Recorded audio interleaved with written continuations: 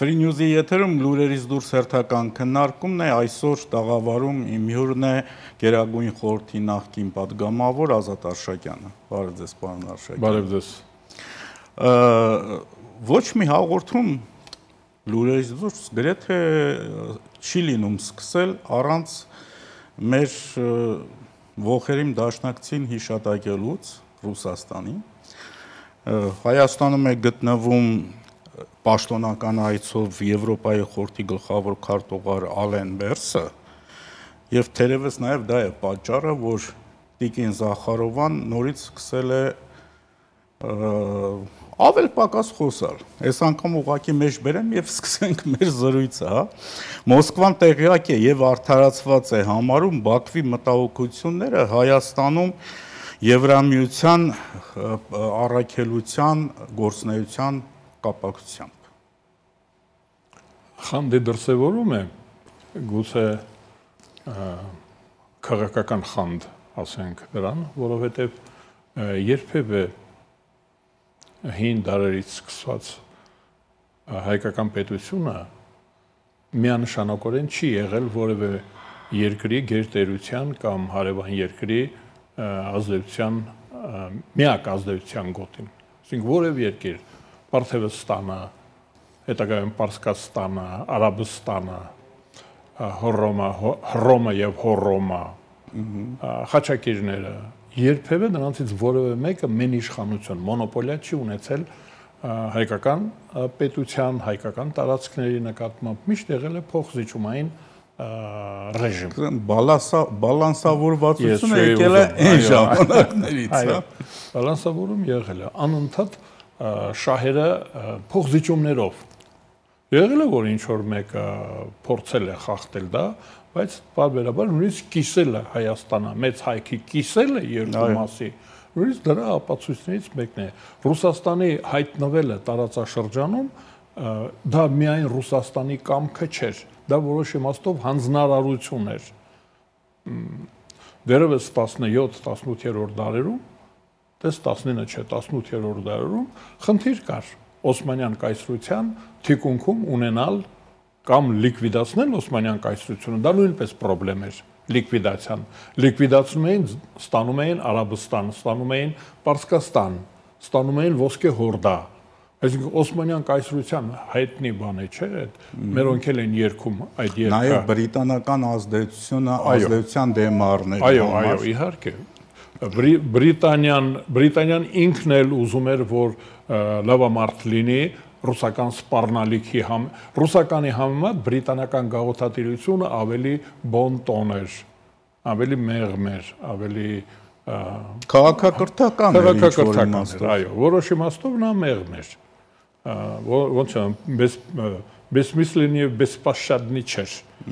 Այո, դա միշտ Ռուսաստանը իր ֆունկցիան ունեցել է, ու Ռուսաստանին հանձնարարվեց այստեղ լինել, ներկայանալ մանավանդ երկրորդ Նապոլեոնին հաղթելուց հետո 1815 թվականի այդ հատուկ կոնֆերանսում դա շատ հետաքրքիր սրբազան դաշինք Վիեննայում կնքվեց, որ աշխարհը բաժանվեց 8 պետությունների մեջ ու Պարսկաստանը եւ Թուրքիան որպես պետություն չճանաչվեցին եւ չհրավիրվեցին իմպերիա էին երկուսն էլ, նույնիսկ չհրավիրվեցին, որովհետև այնտեղ նաև Պարսկաստանի այն ժամանակվա եւ Օսմանյան կայսրության դեմ դավադրություն կար, լիկվիդացնել կամ շատ ենթարկացնել ու կարևոր էր, որ օրինակ Եգիպտոսը հետագայում գիտեք նեղուցը, ջրանցքը փորվեց, Եգիպտոսը շատ կարևոր էր, պետք է Թուրքիայից խլեին, Օսմանյան Թուրքիայից խլեին, Երուսաղեմը, Սրբավայրը պետք է Թուրքիան պետք է թույլ լիներ, որպեսզի նրանք ինչ ուզենային անեին։ Սիրիան ու Իրաքը հետագայում Թուրքիայի տակից դեռ նավթը չկար, բայց ասենք ճանապարհային հանգույցներ։ Մետաքսի ճանապարհի խնդիրը կար ու Ռուսաստանը ստանձնեց այստեղ ձևավորել հայկական եւ վրացական պետություններ, հովանավորը դարձավ քրիստոնյա ժողովուրդների, հայերի, ասորիների, Պոնտոսի հույների եւ վրացիների։ Եկեք ստեղ ավելացնենք իբր բառը։ Իբր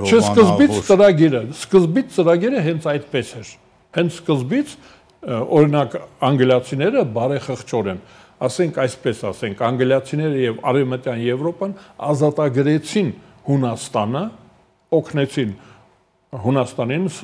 ապահովեցին անվտանգությունը եւ մինչեւ 28 թիվը 1828 թիվը ձևավորվեց հունական պետությունը նվեր հույն ժողովրդին։ Ռուսաստանն էլ այդպիսի նվեր տալու էր հայ եւ վրացի ժողովուրդներին։ Վրացիները ունեին կիսանկախ պետություն եւ պայմանավորվել էին, որ կստեղծեն նաեւ հայկական պետություն։ Ու Արմյանսկայա օբլաստ դրա նախատիպն էր։ Հետո պետք է դա ուժեղանար, մեծանար եւ դառնար հայկական պետություն եւ Ռոմանովների Գոլշտեյն, այսինքն որևէ գերմանացի ընտանիքից արքայազնը կգար կդառնար Հայաստանի թագավորը։ Ծրագիրը այդպիսին էր։ Ռուսաստանը հանձն առավ դա անելու եւ ասում են, որ Երևանի խանությունը գրավելուց հետո ստեղծեց Արմյանսկայա օբլաստ, բայց միայն ինքը չէր տնօրինում, այսինքն ուզենար լիկվիդացնի, չուզենա լքի հետ գա առաջ գնա, դա միշտ համաձայնեցնում էր։ Օրինակ 1918 թվականին Հայաստանի կարգավիճակը կտրուկ բարձրացավ։ Մենք նոր ենք մայիս ամիս անցել, Սարդարովի ճակատամարտով Հայաստանը, արդեն Հայաստանը, ոչ թե Ռուսաստանի Երևանյան օբլաստը, արդեն անկախ Հայաստանը Ռուսաստանի կողմից լքված, այդ անկախությունը լքվածության հետևանք էր։ Մենք դրա համար չենք պայքարել անկախության համար։ 1918 թվականին մենք դրա համար մեզ լքեց Ռուսաստանը, բայց մենք կարողացանք պետություն ձևավորել, ինքնակազմավորման, կազմակերպման հետաքրքիր բաներ ու դարձանք Անտանտայի դաշնակիցը, պաշտոնական դաշնակիցը։ Ու երբ որ 1920 թվականին հայկական պետությունը լիկվիդացրեցին, Ռուսաստանը ուներ ձեռքում բան արդարացնող, որ օսմանցիները հետ են եկել, ինքը այս տարածքը 30,000 քառակուսի կիլոմետրը փրկում է, այ որպես փրկիչ ինքն էր զինողը, ինքն էր դաշնակիցը, համատեղ, այսինքն ռուսական օկուպացիան բոլշևիկյան, օկուպացիան Թուրքիայի հետ համատեղ էր։ Համատեղ է, բայց ասում են մենք դա արեցինք կանխելու համար ամբողջական լիկվիդացիան հայկական պետության եւ սովետական Հայաստանը այնպես ասած հայ ժողովրդին նվեր չէր Ռուսաստանի կողմից, այլ նորից արևմուտքի հետ, օրինակ Ամերիկայի Միացյալ Նահանգների հետ համաձայնեցրեցին, որ մենք ապահովում ենք հայ ժողովրդի համար օջախ։ Հիշում եք Բերլինյան կոնֆերանսի բանը, Մեծ Բրիտանիան բավականին մեծ օգնություն ցուցաբերեց։ Այնպես որ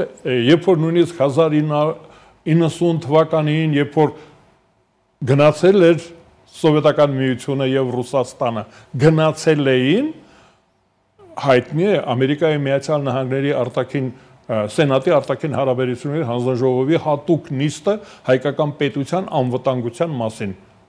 Այսինքն 90 թվականին, որ հռչակել էինք անկախ, միայն հռչակել էինք, թուղթ ունեինք, հայտարարել էինք, հայտ էինք ներկայացրել անկախության համար, բայց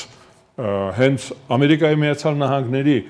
ծրագրով պետք է լիներ հանրաքվե, միացման հանրաքվե կամ անջատման հանրաքվե։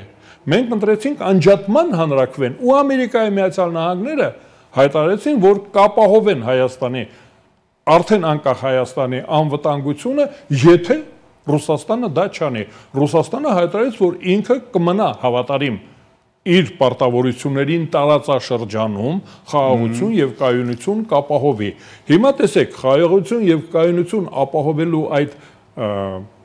համատեղ ջանքը հիմա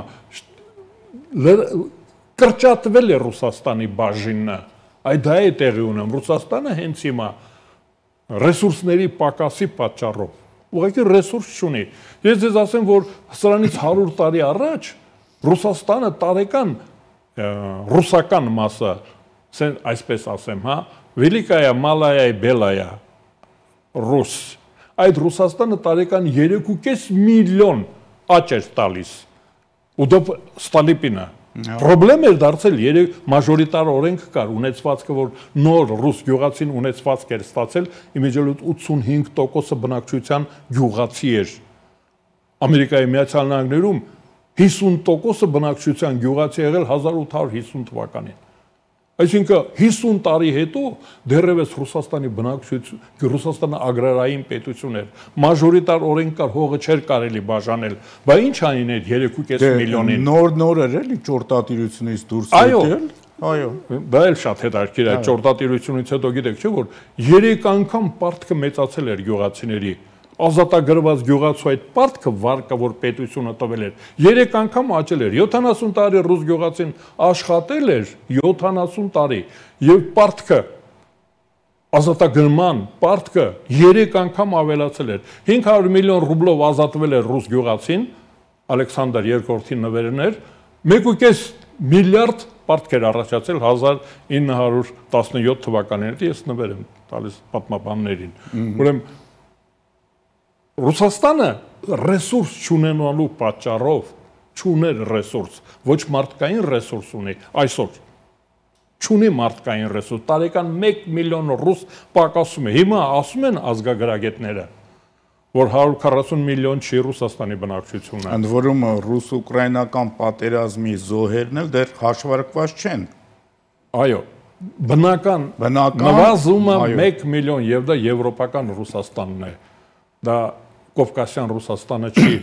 Ռոսիյանինը չի, ռուսներն են պակասում։ Հիմա նա չի կարող Հայաստանում ապահովել իր ներկայությունը։ Դրա համար ինքը հետ է քաշվում, ու ես հիմա դա ինչ եմ այդքան երկար կանգ առա դրա վրա, որ այդ տեղը ազատ չի մնում, դա չի կարող Թուրքիան լրացնել։ Այս տեղը հատուկ Թուրքիայի դեմ է, մեր ֆունկցիան, մեր գործառույթը հակաթուրքականությունն է։ Հակառակ դեպքում այստեղ պետություն չեն ստեղծի, ոչ ոքի դա պետք չի։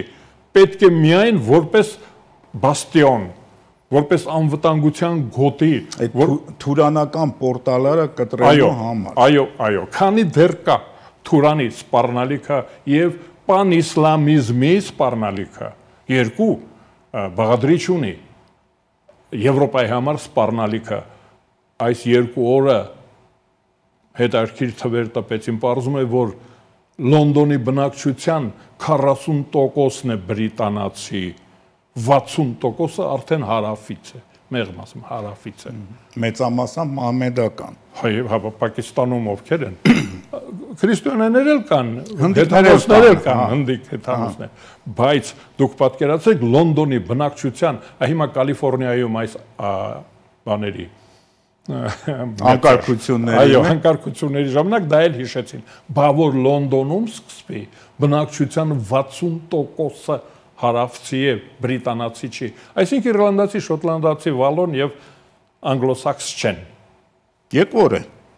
են, այո, հարազատ չեն նրանք։ Հիմա դուք պատկերացրեք Ռուսաստանի վիճակը, արդեն պաշտոնական թվեր կա։ Մենք տեսանք ընդամենը օրեր առաջ Կուրբան Բայրամի ժամանակ Մոսկվայում Ումարովի հայտարարությունը տարբեր հաշվարկներով մինչև 250,000 մարդ է մասնակցել։ 4 միլիոն, Մոսկվայում 4 միլիոն մահմեդական կա, ոնց ուզում եք հաշվեք։ Դե տղամարդիկ 250,000 տղամարդ, ընդ որում ռուս հոգևորականը դրա մասին խոսեց։ Հանեցին գործից։ Հանեցին, այո, ասեց, եթե իմամը իրենց հրաման տա, 250,000 մահմեդական տղամարդ միանգամից կանեն ինչ որ պետք է։ Այս պահին մեր մոտ կարճատև դադար ու նորից շարունակենք։ Կարճատև դադար։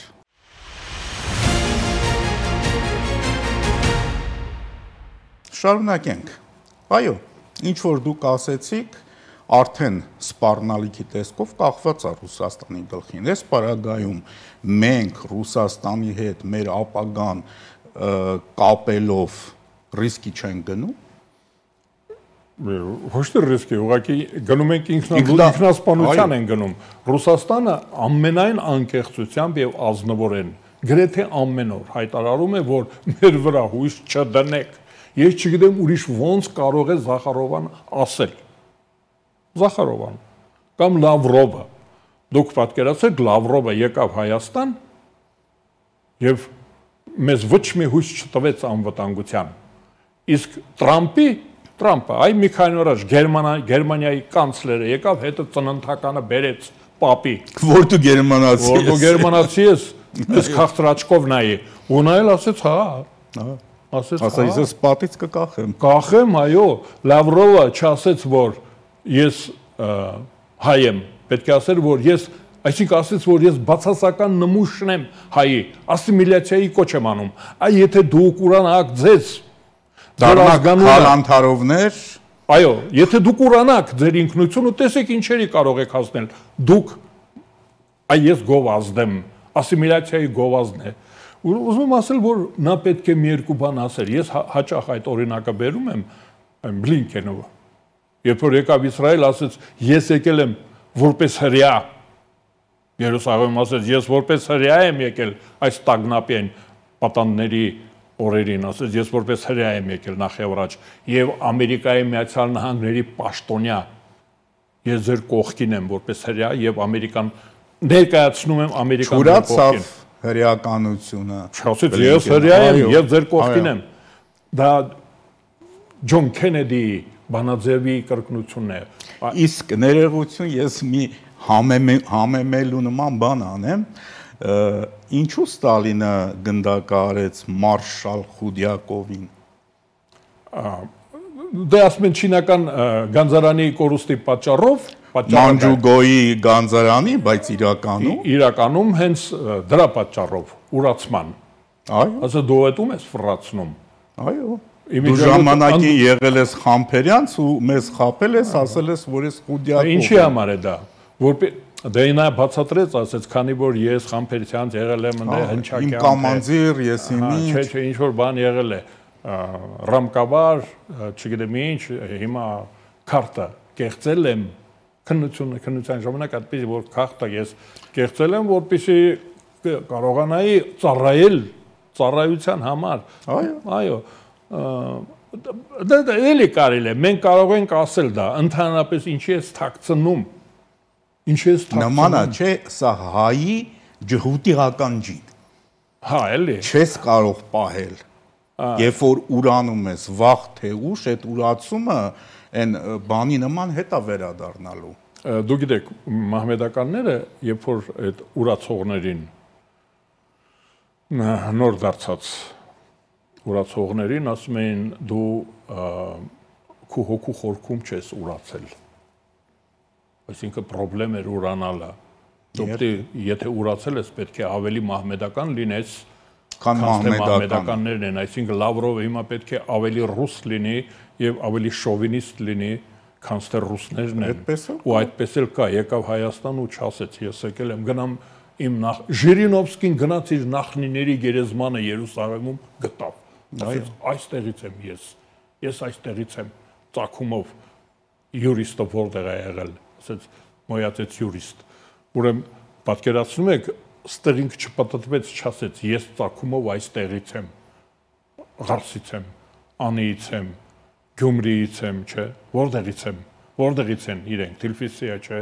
որտեղից եմ։ Այսինքն դրանք կարևոր են, բայց դա ռուսական պետության վերաբերմունքն է մեր նկատմամբ, եթե ռուսական պետությունը օրինակ ես հիշում եմ այ Վախտանգով թատրոնի Սիմոնովները բաները գալիս էին 60-ական թվականներին Խրուշչովյան հալոցքի տարիներին գալի ասում էին տեսեք մեր անձնագրի մեջ գրված է որ ես հայ եմ ճիշտ է Սիմոնով եմ բայց ես հայ եմ տեսեք գրված է Արմինին այսինքն մարդիկ հպարտանում են Պետրովսկին ասում էր որ իմ կինը հայ է Բոտվինիկը ասում էր իմ մայրը կամ քենիս հայ է այդպես բաներ է այսինքն պետությունը երբ որ խրախուսում է էթնիկական բազմազանությունը այդ հայերը հանդես են գալիս իսկ հիմա ես կարող եմ ասել որ Լավրովը խիստ բացասական նմուշ եւ օրինակ է որ ասիմիլյացիայի օրինակ է եւ ուրացման ուրացող դա մեզ համար բայց մենք պետք է ստապ այսինքն մենք արդեն գիտենք ովքեր որ հիմա մեզ նայում են նրանք էլ պետք է որ Ռուսաստանը այսօր ի վիճակի չի ներկա լինելու այս տարածաշրջանում եւ մեզ ամեն անգամ ասում է հատուկ Լավրովին ուղարկեցին ասեցին գնամ երկու բան ասա ճիշտ կլինի որ փափախ դներ ու տրեխներով խուրջինով գար, ասեր հայ ժողովուրդ, մենք ձեզ տալու ոչինչ չունենք, որովհետև մենք ձեր կարիքն ենք զգում, ձեր օգնության կարիքը զգում ենք։ Այդ նրանք ովքեր որ ասում են հիմա մենք Ռուսաստանի հետ ենք, դա նշանակում է թուրը պետք է հանեն ու գնան ուկրաինական ռազմաճակատ, որովհետև Ռուսաստանը այսօր շարք է կանգնացնում իր դաշնակիցներին, ասում է օգնեք ինձ, Կորեայից զորք է տանում, Կորեայից զորք եւ զինամթերք, ուրեմն ովքեր որ ասում են մենք Ռուսաստանի հետ ենք, նշանակում է պետք է շարային քայլով եւ գնան ռուսի շարային քայլով գնա զինվորագրվի։ Ռուսաստանը մեզ խնայում է, չի տանում, այ դրանց չի տանում։ Այ ովքեր որ մի քանի օր առաջ հիմա երեք գիշեր որ գնացել էին Զվարթնոց, այն նրանք այդտեղից պետք է զինվորական ինքնաթիռով իջնեին Դոնեցկում, որովհետև եթե դուք ռուսամետ եք, ռուսամետության տարածքը հիմա ուկրաինական ռազմաճակատն է, բարի եղեք, կամուֆլյաժը հագեք եւ գնացեք ուկրաինական բանակի դեմ կռվելու, այնտեղ են ռուսները ձեր կարիքը զգում, այստեղ ձեր կարիքը նրանք չեն զգում։ Մեր YouTube-ի օգտատերերը շատ հաճախ են մտնում եւ գրառումներ անում տեսանյութերի տակ այս հաղորդման, որ շատ է ձեր մոտ հակառուսականությունը,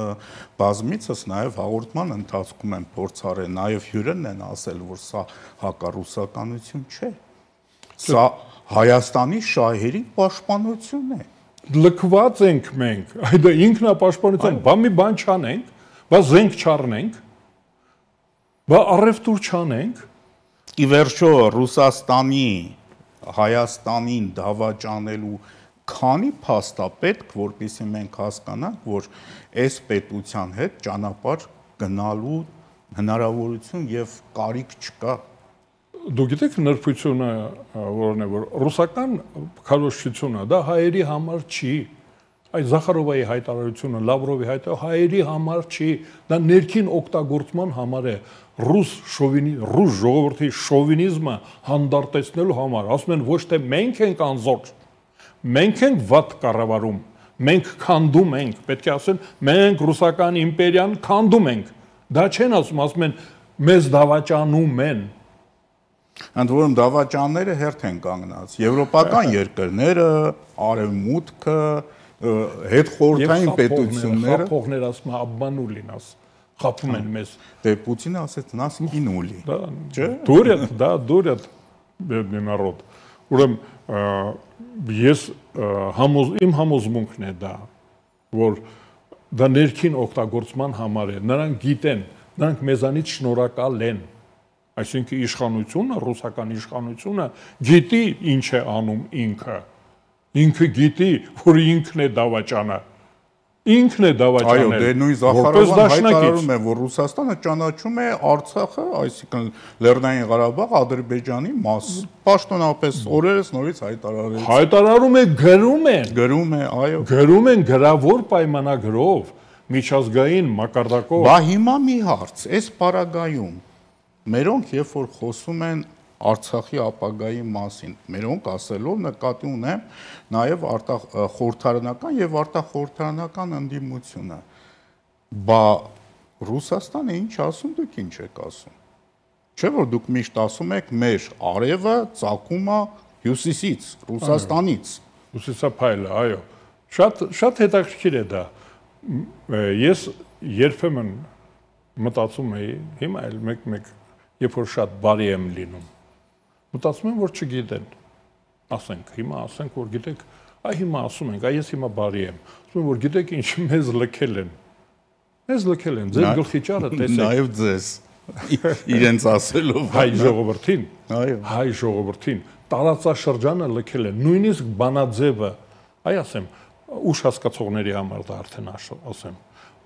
նախորդ մենք քննարկեցինք, որ Ռուսաստանի ներկայությունը այստեղ կոմպրոմիսային տարբերակ է։ Ռուսաստանը այստեղ մենակ որոշումներ չի կայացնում, բայց ինքը այդ իր որոշումը տեղում բաժանեց եւս 3 մասի։ Իր իրավունքը, որոշումը չէ, իր իրավունքը, որոշում կայացնելու իր իրավունքը, որ համաձայնեցրել է արևմուտքի հետ, բաժանեց 3 մասի։ 3+3 Այսինքն ինքը որ այստեղ պետք է ներկայացներ քաղաքակիրթ աշխարհը զարգացած աշխարհ Առավելագույն 1+3 պիտի լիներ Այո ինքը այնտեղ արդեն Վիեննայում, Փարիզում, Վերսալում, Բերլինում ինքը այնտեղ արդեն ասում էր ես իմ գործը անում եմ դուք ձեր նայեք ձեր գործերի նայեք ուրեմն հիմա ինքը իր բաժնից իր 100%-անոց բաժինը բաժանել է 3 մասի ուրեմն փայը տվել Իրանին եւ Թուրքիային այսինքն իր ազդեցության տարածքը իր նախկին վասալներին, իր նախկին պրովինցիաներին, Ադրբեջանը, Վրաստանը, Հայաստանը, իր գուբերնիաներին, մարզերին, իր իմիջիալից արյան գնով, խարդախությունով, ջարդելով գրավել էր իր գրաված տարածքը կռովն, արյամբ ձեռք բերած։ Ինքը դա հիմա բաժանում է կամավոր, բաժանում է Իրանի Թուրքիայի հետ միասին 3+3 ասում է այս 3-ը որ ես ունեմ որ ես ստացել եմ Վիեննայից 1815-ից 18 թվերին ես ստացել եմ դա հիմա տալիս եմ ձեզ Թուրքիա եւ Իրան այ հիմա Վիեննայում դա են ասում չհասկացանք ընդ որում ումից որ ստացել էր Հարավային Կովկասը Իրանից եւ Թուրքիայից ումից որ խլել